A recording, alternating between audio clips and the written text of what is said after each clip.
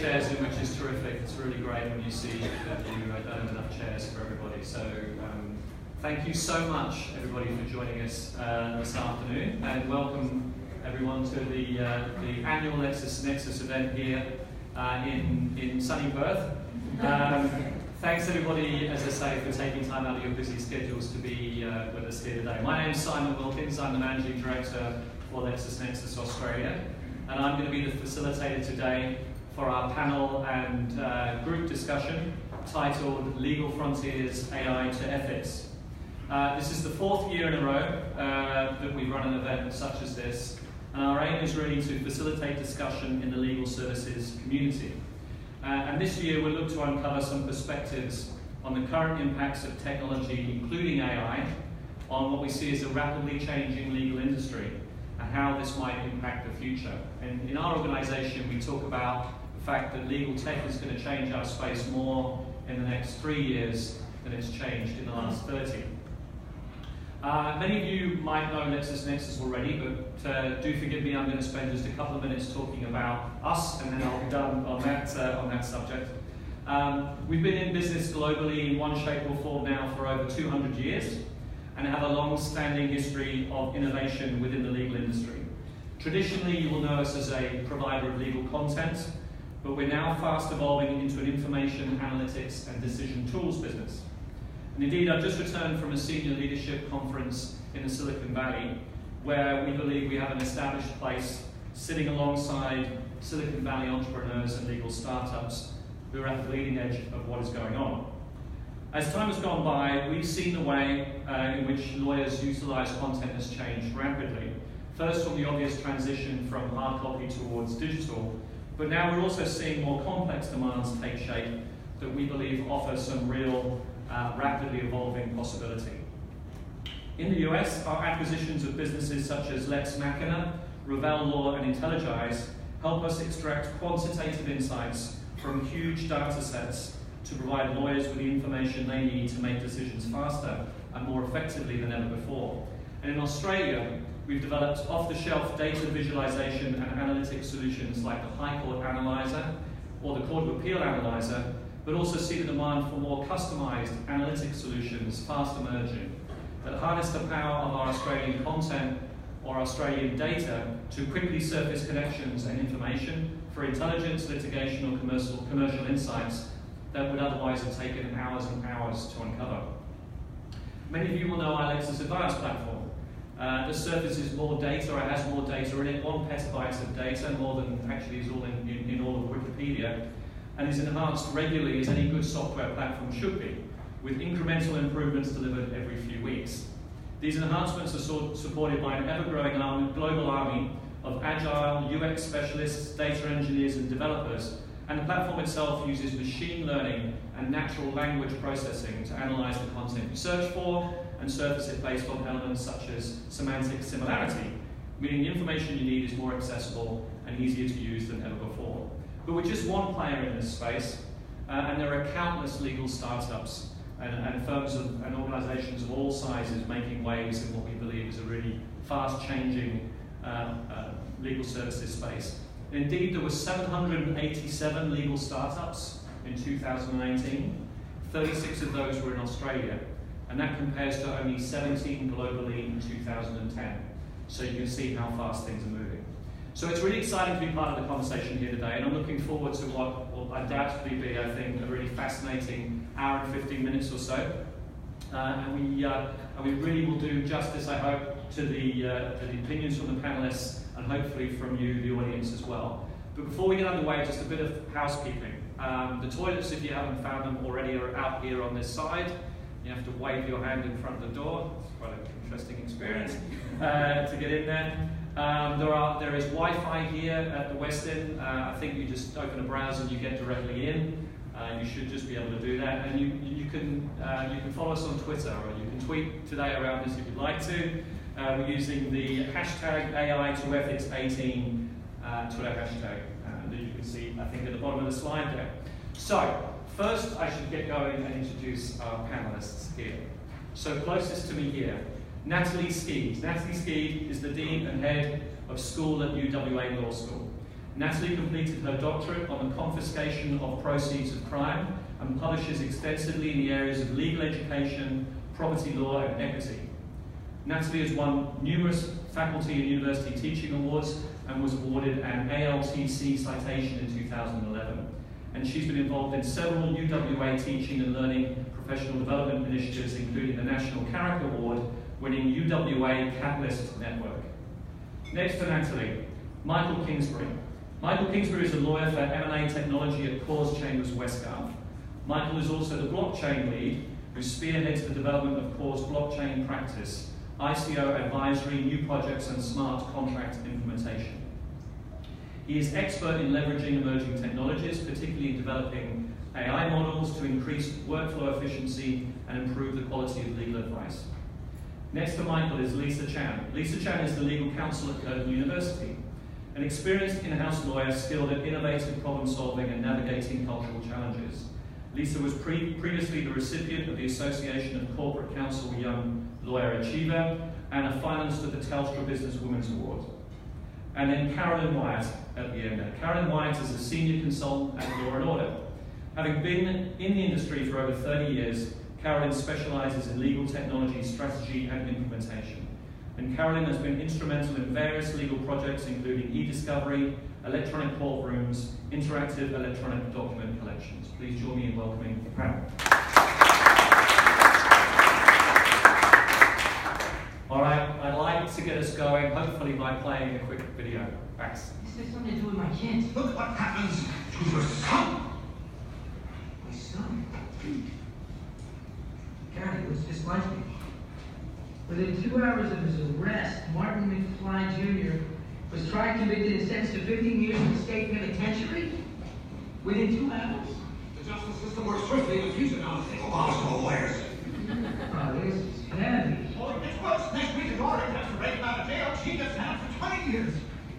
My daughter? Wait, I have a daughter. So back in 1989, when they made Back to the Future 2, Doc Brown was referencing a world in 2015 where there were no more lawyers, but there were hoverboards, if you remember the movie. But in 2018, I think we can agree lawyers are far from being abolished. And as AI and automation makes inroads into legal services, perhaps the way lawyers work will change more than is immediately apparent. Because with this new opportunity, we believe comes some added responsibility. Ethical questions related to the growing use of technology abound, and as tech becomes more complex, so too will its relationship with people, and new rules may need to be developed for this new frontier. So over the next hour or so, we're going to explore a number of key areas from data protection to algorithmic bias. And we've got a lot of ground to cover. I believe we're only going to scratch the surface in some of these areas, but we will endeavour to do the topics the best justice that we can. So let's get the discussion underway.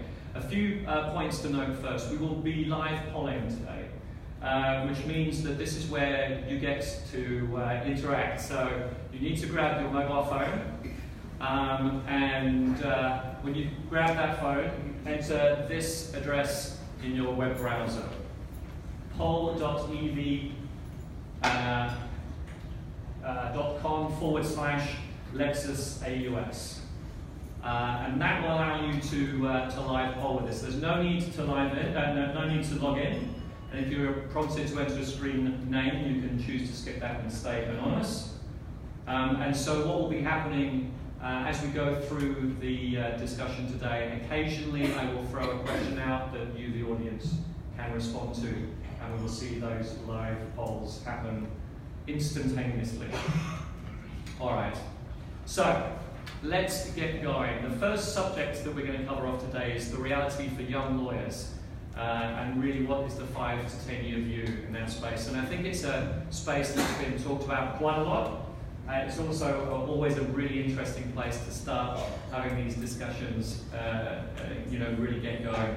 So we're going to start there and really think about how technology has created opportunities for lawyers and made it more difficult for them, and how that might change in the short term. So Natalie, I'm going to go to you first on this, and maybe we'll start by talking about how lawyers are being, or how the next generation of lawyers are being prepared for this space. And let's think a little bit about universities. Do you think unis are really equipping the next generation of lawyers the way that they should be, with the right skills? Thanks, Simon.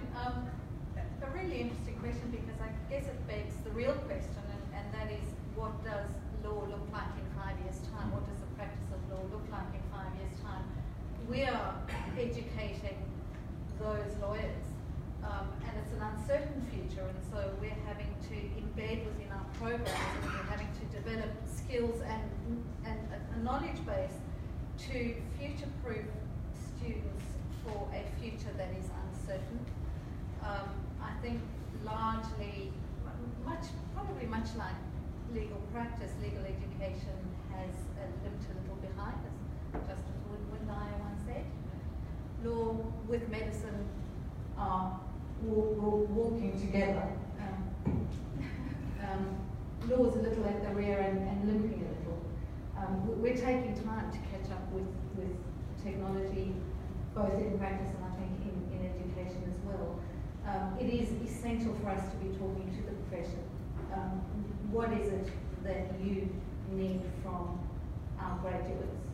And how do we respond? And then we need to be really responsive to that. I think students are more aware than they have been in the past of the challenges that face them. And so they're also increasingly demanding, and they're making choices based on the opportunities that law schools provide for learning technologies and learning about technology, not only how to work with it. Thanks, Nancy. Carolyn, I'll go to you. How do you think the industry is kind of changing or evolving in terms of its expectation of the young lawyer or the lawyer starting up? I see a difference on the different coasts in Australia, so I see different expectations on the East Coast to the West Coast.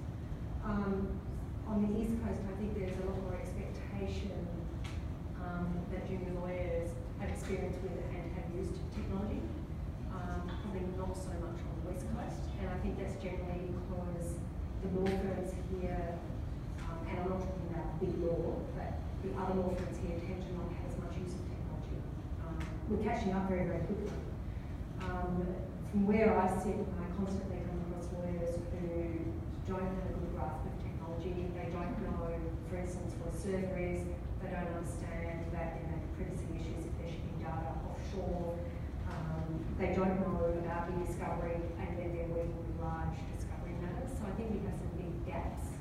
But I'm also excited about some of the things that UWA is currently doing, which certainly Michael will talk about, which is starting to reach those gaps. Okay, well, let's go there, Michael. Do you want to comment on that? Sure. Yeah, so CORS is collaborating with UWA Law School on a new unit called Legal Aptitude, and that's trying to equip students with the technology skills and awareness of technology to take into legal practice and to hopefully improve legal practice through the use of technology. So we're actually, one of the key part of that is actually partnering with not-for-profits. So students are teaming up in small teams to develop applications that will help not-for-profits with some of the key challenges that they face every day, and hopefully through these applications help them to deliver their legal services, other services more efficiently and effectively. Hopefully kind of scale that access to justice. So I think CORS recognises that there's a huge opportunity for using technology, and I think equipping students with the skills to take into legal practice, to understand where the gaps are, to bridge the gap between domain expertise and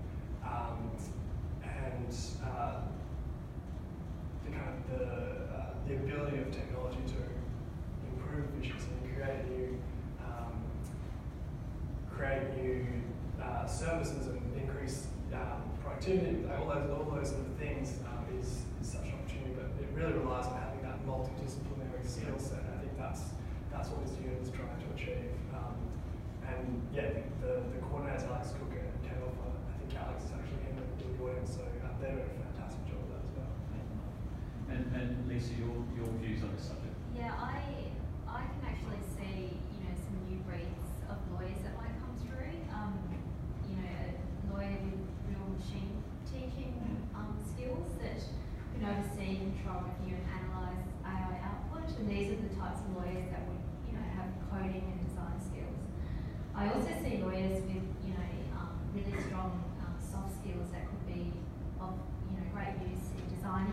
creating, the real user experience for like legal platforms such as, chatbots and like self-service, legal platforms that might be useful. Yeah, we're going to talk a little bit about chatbots in a minute, which I think will be interesting. And I should mention, by the way, if you have a burning question that you want to ask, please, by all means, throw your hand up. We'll get a mic around to you. But, so we do have 15 minutes at the end for questions too. So, if you have your question, by all means, throw it. Just a quick one on Yeah. this is that, the first response to the question. The first response to the question is we're looking to the existing industry to tell us what they need. Whereas I think where we ended up was the students were actually able to drive the change, and that's what we're seeing in our firm is it's the junior members of the firm who are actually driving the implementation of better systems and better use of the things that are coming along. And that's what, as an employer, that's what I'm actually looking out for is someone with the skills not to do what the partners who've been there for 30 years who want to do things the old way want, but someone who can say, here's a better way of doing things. I don't need you to change, but I can change and I can change how we do things in the business. And one of the most valuable members of our firm is one of the most junior. Yeah, a little bit of reverse mentoring going on in your organisation. If I can just share a story, we run another unit called the Global Lawyer, which exposes students to the importance of being able to work globally. And students have to create, they present their assessment in whatever form they choose to present. And I received a link to a V-blog. The student had created a V-blog, and she had put up the face of law and the profession, and she said, what do you notice about all of them? She said, they're old. They don't have the skills that we have. We already understand technology. What we need in law schools is the opportunity to work with them and exposure to them so that when we move into the profession, we have those added value skills that aren't currently there. And I think that addresses the increasing hype and hysteria around the contracting job market for young law graduates. In fact, there are so many opportunities available to them if we just ensure that we skill them up properly in the law school. If I could just Yes, do a plug-in for the Curtin University Law League, that was precisely the reason why we sort of, put this plan together, is so that our students have the opportunity to really hone their practical skills by having real-life clients, which are the small businesses, and the students would advise clients under direct supervision. Thank you. I'm interested to see the panelists' view on what you would see as being the most disruptive technology that's coming along, or that is already. I think I might know your view, Michael, but I'm going to ask you first. So, again, in terms of having, law students or thinking about this changing technological landscape and how, this disruption is happening, what are your views about what those technologies are? Michael, you first. Well, I think it's just that this is probably a pretty common view, but I think blockchain technology and smart contracts can have huge implications for the way transactions are executed, settled, managed without necessarily a third party or intermediary overseeing that process. I think deep learning and really task-specific AI, at least the next 5 years or so, really trying to automate those repetitive processes that particularly junior lawyers seem to go through across due diligence, verification, discovery, for example. So I think that's where technology will be for a little while at least. And then as you move into more of the general AI, where you have the ability for these algorithms and models to take learnings from one task and apply them to a completely new task that they haven't encountered before. I think that's when things become a little bit scarier. But yeah. I don't know whether anybody else has another view on that, Karen. Well, I certainly agree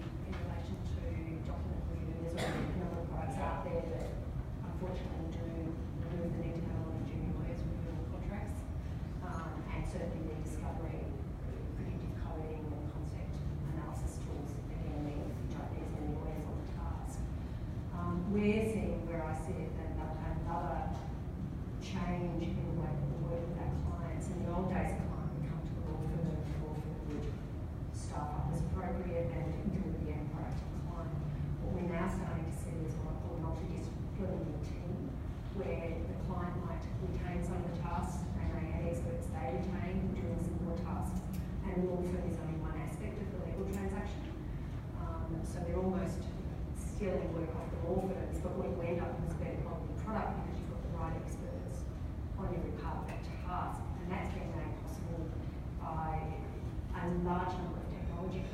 The most recent one I've seen with the client is Office 365. It's just the capabilities that that provides our clients to document reviews is pretty impressive. I actually have a slightly different view. Yes. I actually think there's, I think the technology is already there. I think there is, you know, I think it's actually quite a crowded space in the legal technology. There's a lot of affordable products and a lot of sophisticated products that are becoming more and more sophisticated every day. What I don't see is the psychology mindset of really embracing those changes. What I also see is a real disparity between the firms, East Coast and West Coast, and the lawyers within those firms, as well as real disparity between in-house teams and, you know, the lawyers within the in-house teams across the different organisations. I think that is also driven to a large extent by the industry that the lawyers are practicing in. So myself, I'm in the university industry, and our key customers are actually students, and students are millennials. So they expect to come on campus and see an automated bus. They expect to see a chat box. So what that means is that, you know, my internal clients expect me as a lawyer to actually understand the technology and to be able to advise them on those risks. And that's an area we're definitely going to expand on and dive into a little bit. So you have a question there. It's a question to the legal educators. I'm the next generation. I'm not a boomer, so I'm the next kind of law. So we've had insight to technology. We know a bit about it. We lived, we were there for like too. Did all of that. My concern with the graduates that are coming through the universities, and this is just a preface and I'll ask you a question, is that we're getting the millennials who want to put an apostrophe everywhere. They're making grammar, that's a reality.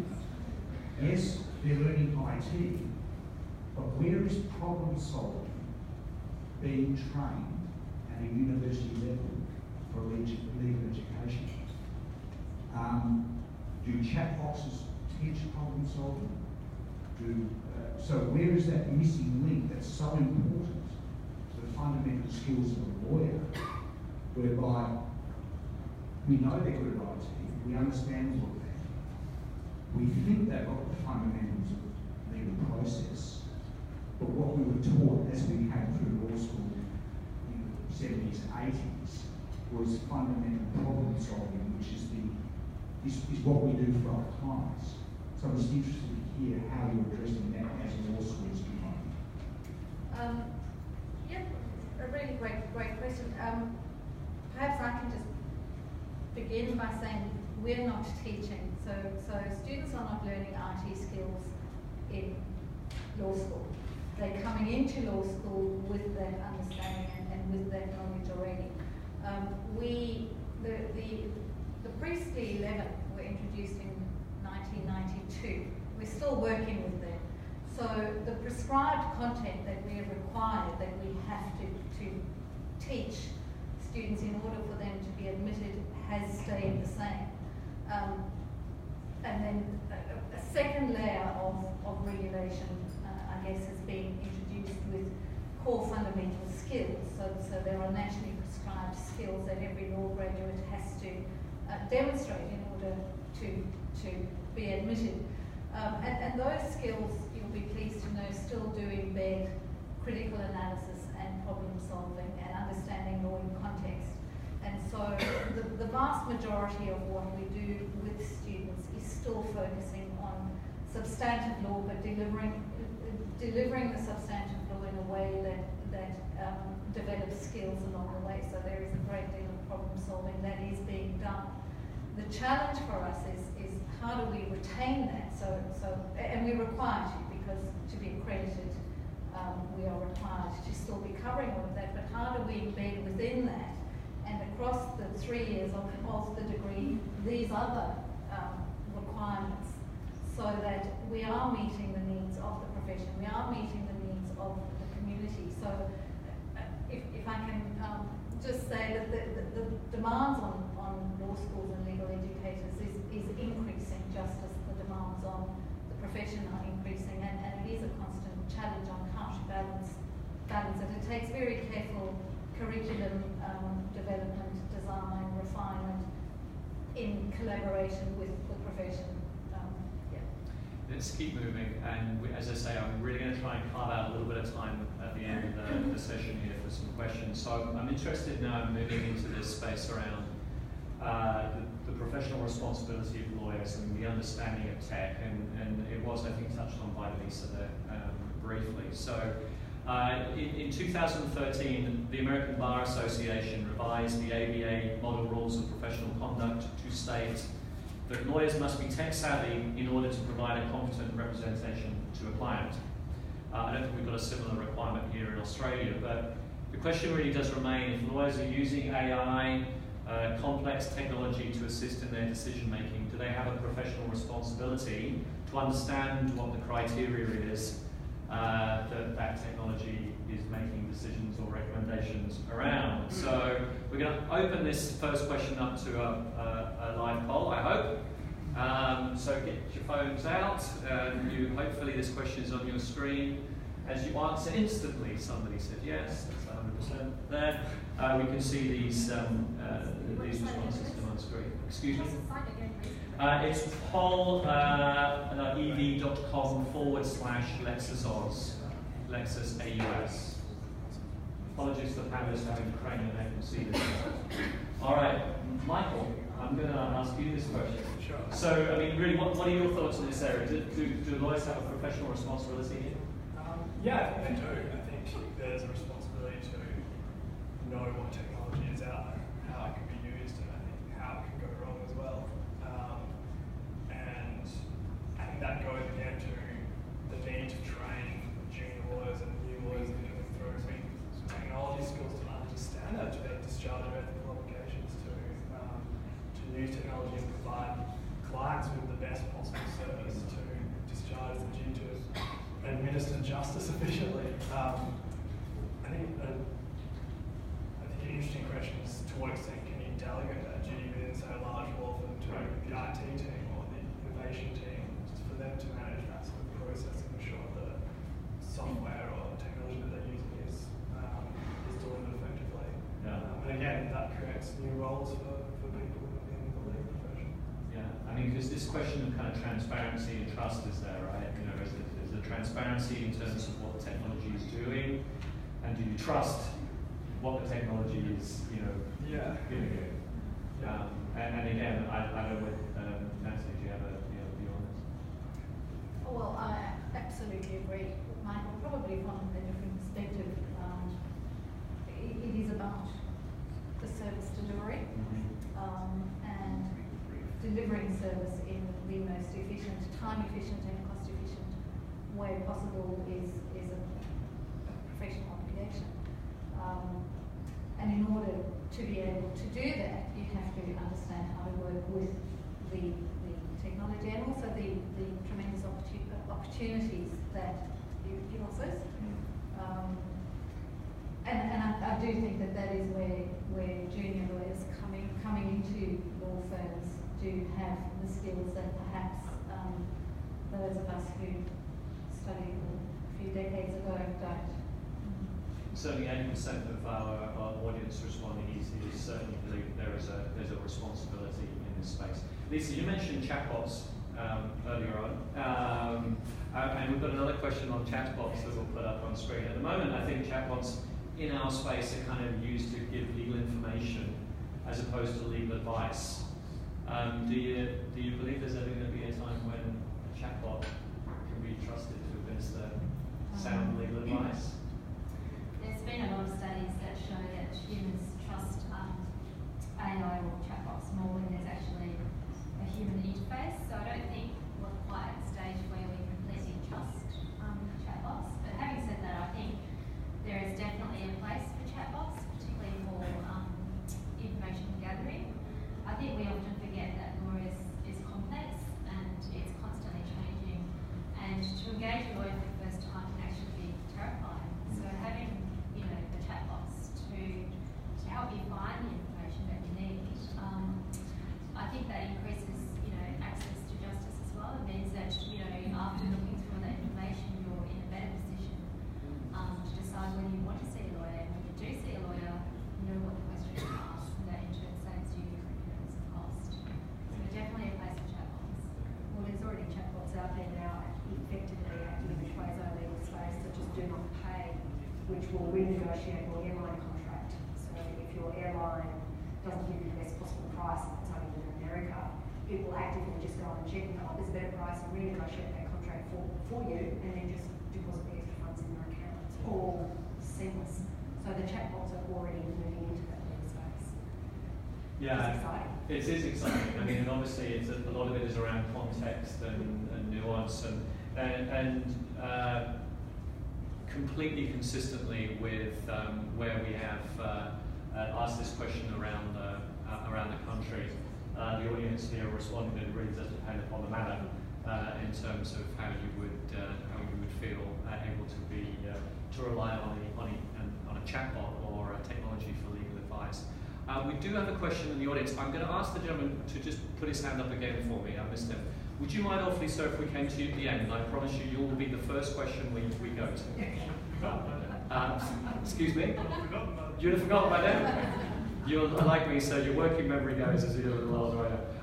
So anyway, let's make sure we do that. And Tam, if you can help me out with that, just make sure we do go to this gentleman first for his question, because I do want to keep moving here, and it's because we've got a lot of topics to cover. We're going to dive into this area of data privacy, and particularly now how data privacy is. Obviously an important topic always, but it's been, in a lot of mass media coverage recently. Everybody, of course, can think of a data breach that's been covered in the press. Cambridge Analytica is a great example, but also, media coverage of things like My Health Record as another example. November the 15th, I've put on my script here as the date that you have to opt out if that's what you choose to do. So, this idea of how data is being stored and really what it's being used for is incredibly important for us, particularly as I think the benefits that AI can bring and machine learning or machine teaching technologies can bring. It has to be, somewhat in the space of people feeling comfortable and giving a certain level of data over. But that does really introduce areas and questions of consent and things like that. Lisa, I'm going to go to you first on this one. And what do you think about this idea of consent and data and how this knowledge is kind of being used? So most of us are aware that there is always a compromise for free service. There's no such thing as free service. Apple CEO Tim Cook back in 2014 stated that if you're accessing a service online that's free, you're not really the customer, you are the product. What we may not consciously be aware of is how we may unwittingly be giving consent by agreeing to the contents of privacy policy, which may in turn authorise widespread use of our personal information. So if I just think about my day's event, the last hour in particular, I logged onto my phone to arrange an Uber ride into the city. And during that time, I logged into my bank account, I logged into my camera phone to check on my dog because he's probably destroying the house, and also just quickly checking LinkedIn. So within the space of an hour, I have effectively agreed to at least 4 different sets of privacy policy, which may have, authorised widespread use of my personal information that I didn't intend to. So it's just an observation that was a little bit disconcerting when I thought about it. Thanks, Lisa. And obviously the GDPR came into force, I think it was May this year, which is I think a huge shift in looking at how data is acquired, how it's managed, how it's deleted, all the regulations in that space. We've got a question on GDPR, which again we'd like to ask the audience. And Michael, I'm going to come to you first on this one. And it's this question of, do we need stronger data protection, in Australia? And I know other panelists would have views on this as well, but do we need similar legislation to the GDPR, do you think, in Australia? I think the GDPR is the requirement for explicit consent and getting that consent in plain English terms up front and not buried in the back of the contract or browse out the contract, where it might be a click that you accept all the terms that are associated with that contract. I think that's a great thing. I agree. I think there's a balance to be struck at some point between to what degree you then put too onerous a burden on data processes and the I guess the use of data is beneficial for society as well. Your process of data and the analysis actually creates better goods and services for people, and ultimately that arguably leads to higher standards of living for people. So I think there is an important balance to be struck. Who knows exactly where that is at the moment.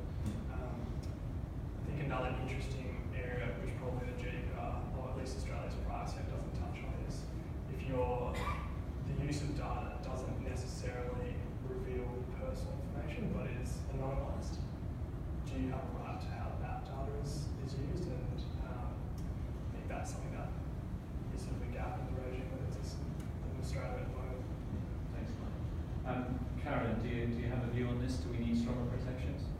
I'm always for stronger protection. I get very nervous about whenever I click through any privacy clause. I saw a TED talk this morning and it was about an electronic toothbrush that was connected to the internet. And the manufacturer of this toothbrush actually said, we don't produce toothbrushes. We're not in the business of making toothbrushes, we're in the business of data. And literally, all you do every time you brush your teeth is you send data out the door about how often you brush, what you share with dentists and your shoulders and the like. That sort of thing scares me, Jesus. I don't want my dentist to know.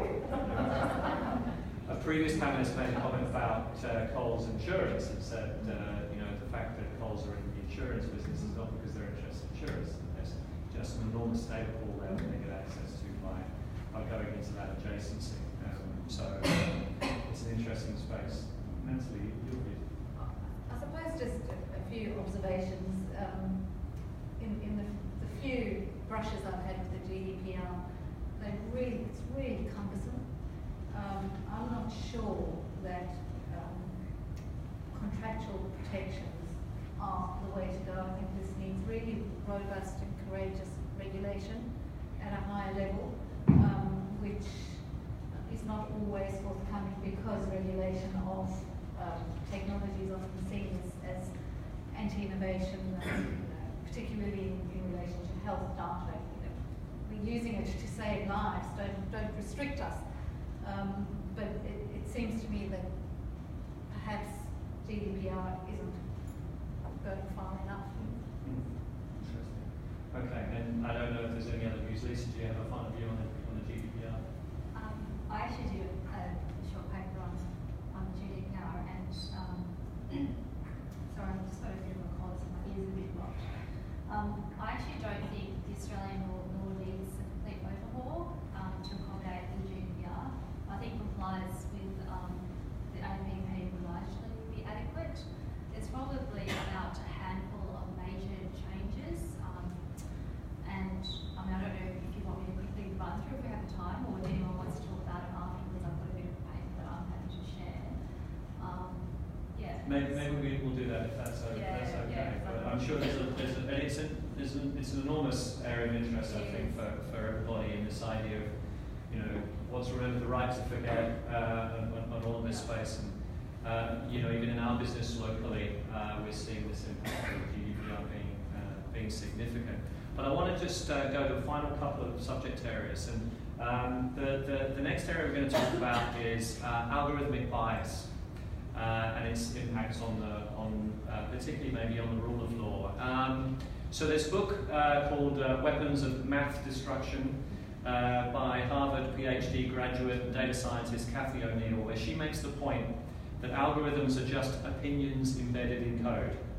She rejects the idea that mathematics is objective, instead arguing that mathematical models serve to replicate biases and frequently reinforce discrimination.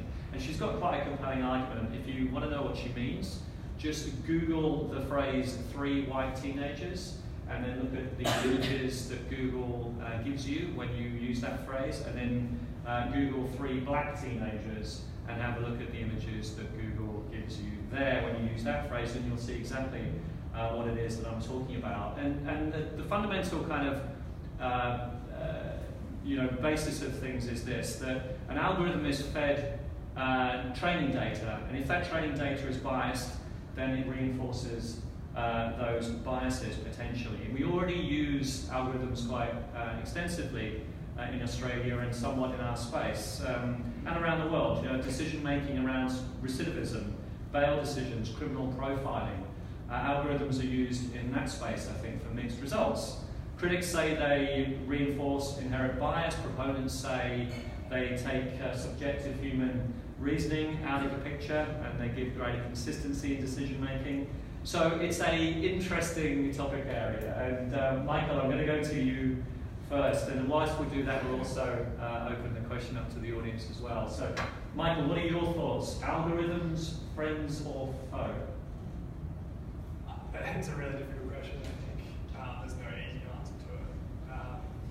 Obviously, algorithms and machine learning, predictive analytics, emerging technologies in general can provide huge benefits to society in increasing efficiency, reducing inconsistency. If you want to sort of take the litigation route, reducing inconsistency in how judgments are made, for example, based on whim or how someone's feeling at a particular time of day, their subjective views. I think it serves to pass cases through the court system quicker, and you can increase access to justice to more people. But then on the flip side, there are biases to take into account the way that some of these algorithms, and particularly deep learning, like refer to training, how they're produced, and I mean those biases can emerge through the data that's selected to train a deep learning model on the variables that are chosen, the actual training process itself. So these models are really only as good as the trainer that's taught them how to predict something correctly or not. So I think the biases are something that's everyone is struggling with, and if you even think about how do you remove biases, is it a human that removes biases? Is it an algorithm that removes biases? And how do you know that they're not biased? And it's a really tough question. I think a lot of people in the machine learning space in particular are struggling with. It kind of comes down to agility as well. I think the hardest question is actually to identify the bias in the first place and recognize it as a bias, rather than just a result. Yeah, I think predictive analytics is just inherently prejudicial. Like it's using the using historical to predict the future for people that the factors. Say to take an extreme example, we may have an algorithm that has been trained to recognise if someone is guilty of a crime or not, and that's been trained on past data. Variables might be the age of somebody, or whether they've had a history of committing crimes, or whether they were taking drugs when they were arrested, or speech rate when they were being interviewed by the police officer. And should those variables, should those factors which may have led to someone being found guilty of a crime in the past, should they necessarily be applied in some way in the future? Should you be subjected to those historical, relationships? It's a really difficult question. Absolutely. And our broad question here, which obviously encompasses this idea of does AI pose a threat to human rights? If you're interested, LexisNexis actually is partnering with the Human Rights Commission on the development of a white paper and policy in this space. And there are some brochures that are at the back, and somebody's waving at me, and I don't know what that means back, so thanks. There's only 3 brochures left. Don't mention the brochures. That was a note on my script. If you're one of the lucky 3, move now. You can grab your brochure. But yeah, so an interesting space, and again, 48% saying yes, 35% saying unsure. Obviously, pros and cons, particularly in this space. Natalie, what are your views on this in terms of kind of bias, equality, and fairness, how technology plays a part? Yeah, I think the risk with algorithmic decision making is that it removes the individual from the decision making process, and so it's no longer about the individual, it's about the data.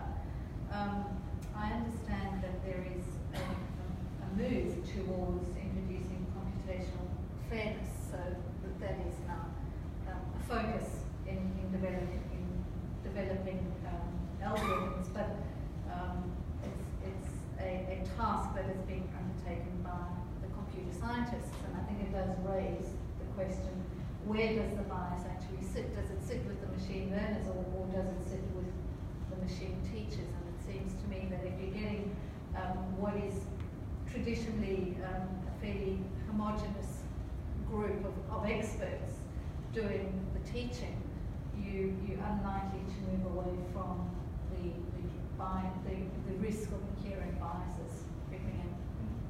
Thank you. Carolyn and Lisa, any final views on this before we open up for some questions? I agree with Michael. Just a point around the human element. I think that should never be removed from traditional decision making. Thank you. I would say I think that is one of the good things about the GDPR. Actually, there is a provision in there that recognises that process and requires consent from people if they're going to be subjected to automated decisions that affect their legal rights. They're given the ability to challenge those decisions to a human. And that's like a really interesting thing to see how that plays out in the future. Thank you, Michael. Change to chatbot. Okay, so thank you everybody. We're going to open this up now to questions from the floor. I do remember the gentleman sitting there that I know. Do you remember his question? I don't know. We'll find out any moment, I'm sure. So, Max, if you could be so kind as to pass the microphone to the gentleman. Thank you. My question was with regard to the issue of chatbots. What quality assurance is in place in relation to legal advising chatbots, if any? Sorry, can you repeat that question? I'll repeat it. The question was, is there any quality assurance that we're aware of that would really assist in terms of using technologies such as chatbots? Yeah, that's a really interesting question, because I had a look at a chatbox called Parker, which was developed by Norton Rose, and when I had a quick scroll through their service terms of use, there was a few points that I picked up which I thought was really interesting. I'm just quickly scrolling through this to find it in my notes. They actually have all those 200 disclaimers around accuracy, and also they specifically say, sorry, I'm just going through my notes, that the general advice that they give is not specific to the individual circumstances. So in answer to your question, no, in the sense that it's not necessarily specific for that person's question. You may be aware of the chatbot Tay. I don't know whether people know that. I think it was something we touched upon at our similar event to this last year. Tay is a Microsoft AI-driven chatbot that was turned off after 16 hours because after 16 hours it was incredibly making inflammatory racist comments. So yes, there is inherently a difficulty, I would say, in space. Google it if you get 2 seconds. I actually wonder whether in Australia a chatbot could be allowed to provide legal advice. It's not aware. So it will fall foul of the usual licensing. Well, yeah, so in the Parker chatbot service terms, it actually specifically states that this is not a solicitor-client relationship. You need to enter into a contract of engagement, and then you will need to go through the conflict check as well. Yeah, they basically just make it. Thank you. Any other questions from the audience?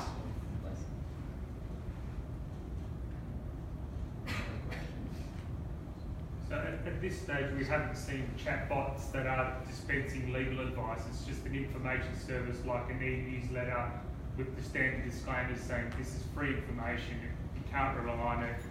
But we are talking about maybe one day the technology advancing so far that it is smart enough to take the specific answers inputted and then deliver advice.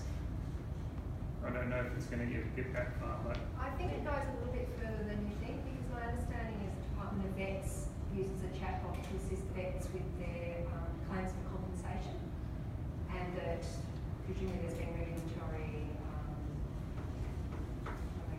regulations enacted to enable the department to act on the chatbot's recommendations that the claim be acceptable, rejected without any human intervention. And that's through very complex legislation. So it is getting into quasi, probably paralegal type work, assessing whether something falls within the regulations or not. I think the technology is moving so fast that what we're seeing is even now the chatbots can be programmed to pick up emotional nuance. And I think what's really happening right now in this space is that if a chatbot picks up an emotional moment, then it requires human intervention. So normally what a chatbot then might do is literally, bump it up to the human being to get involved and actually have a conversation. But that idea of emotional nuance and context in AI is very real. So a position in the future where a chatbot could dispense legal advice, I don't think is too far away. I'm not aware of it doing anything like that happening right now. Tam, thank you, sir. I'm looking forward to the day that we don't need judges. On that bombshell, I'm going to drop the mic. Thank you, sir. And lady in the middle, there you go. Hi, my question is about using technology and where the responsibility lies, because the technology is just a tool. So going back to really ethics, where does the responsibility lies and what mitigation risk, like how to mitigate the risk? Yeah, sure, that's Yeah, and related to the previous question, certainly in the financial sector, there are robots who are supposedly providing information, much like chatbot, they refer to it as information, but in fact, on a proper construction, it's more like advice about advice rather than substantive advice. So it's framed as just delivering information, but in fact what it's doing is advising on the advice that perhaps you should be seeking. And there's quite a bit of doctrinal work having been done around applying the fiduciary norm to robo-advisors or robot advisors, and that in fact where it is advice about advice, the fiduciary norm does sit and does apply, and so you have fiduciary obligations that can be breached where you are in conflict, whether it's duty and duty. So if you've got two different clients accessing or seeking advice about advice, you are in a potential conflict of duty and duty. So there is doctrinal work being done around the legal liability for these types of technologies. Yeah, indeed. I mean, there is a Tesla example, right, where I believe Tesla, I hope I'm not going to get this wrong, but this is on the stream on Facebook, drove a guy in a truck, and I believe that Tesla actually argued that the technology was just doing what it was designed to do. And so again, I'm not sure where we sit on that question of liability, but there is precedent for in some cases for sure.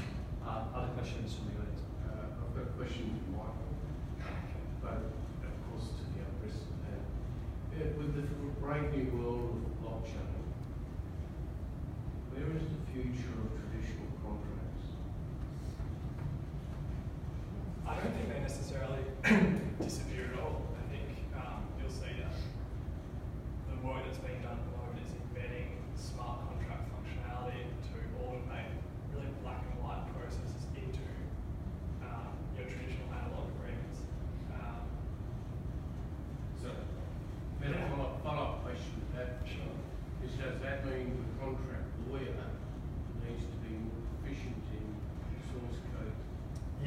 it's difficult, and I think it really throws into a spin the whole idea of contract formation and getting kind of mutual assent to a contract. The parties have to agree to the code that underlies the contract as well. They have to be aware of how it's written.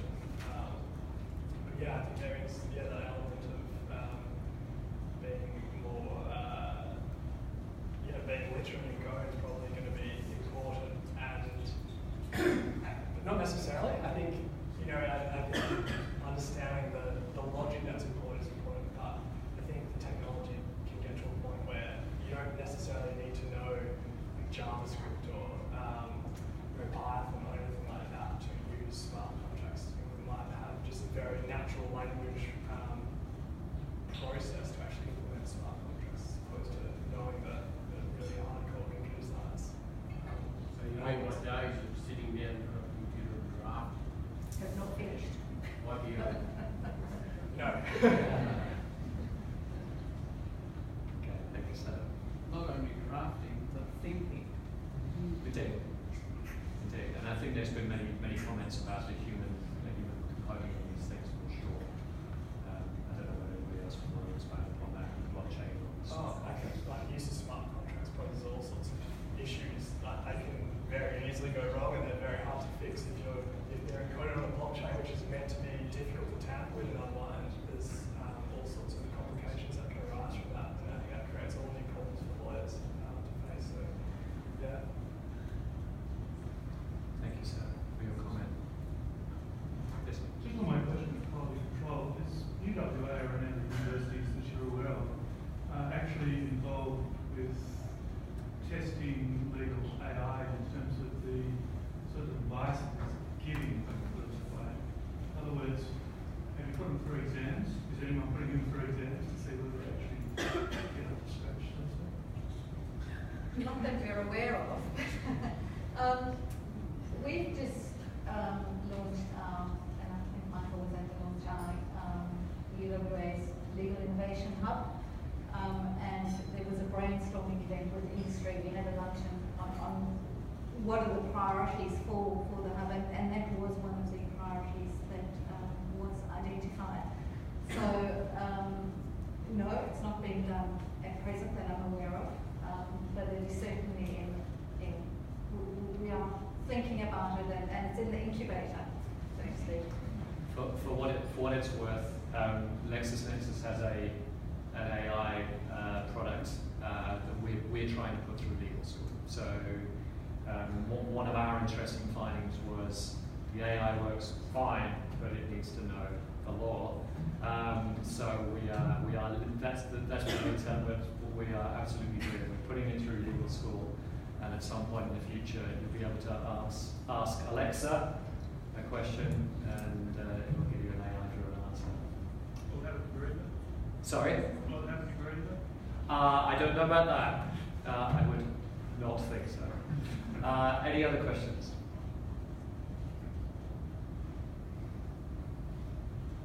Okay. Well, on that note, we will close things off. It's an interesting space for us, our area of legal technology and AI, and as I say, I think things are moving fast. But in an arena where transparency and trust and equality and transparency and the rule of law is what it's all about, then ultimately these questions of confidence in technology and understanding what's in the hood or under the hood are really big questions. But on that note, I'd just like to really thank our panelists, Carolyn, Lisa, Michael, and Natalie. Thank you so much.